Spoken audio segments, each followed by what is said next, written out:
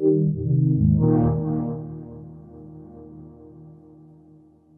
I'm Mike Yeung. I'm the new jungler for TSM.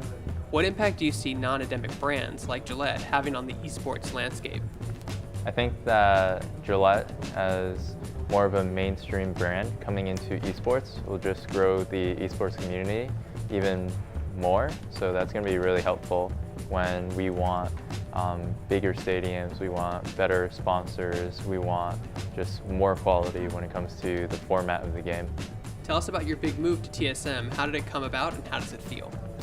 Well, it came about through the free agency period where TSM reached out to me, and I thought that they would be the best choice for me because of its previous success and of course playing with the best players, playing with the best team and the best brand name, as well as having the best opportunity to go farther in my career.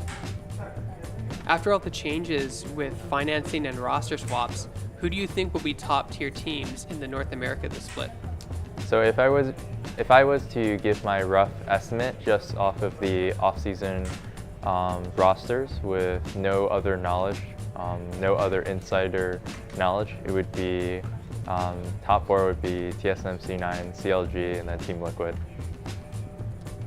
What do you think of the new rune system? I actually really like it whenever League of Legends has a change, because that it makes the game fresh, it makes the game more interesting. It just means that Riot really cares and that the game's going to last so much more longer than these other games that are just getting stale. Do you think we'll see much of Orin or Zoe this split, and what are their strengths and weaknesses in pro play? I think they are absolutely broken and they need some nerfs right now, so it depends on if they're going to be viable after the nerfs or if they're going to be good enough to be let through. So right now you just think that you'll see a lot of bans? Yeah, we'll just see a lot of bans right now. Were you surprised to see SKT lose to Samsung at Worlds, and do you think they'll make it back to the top this year? Honestly, I wasn't that surprised because of Samsung's record against all the teams after they 3-0'd a bunch of the Korean teams already.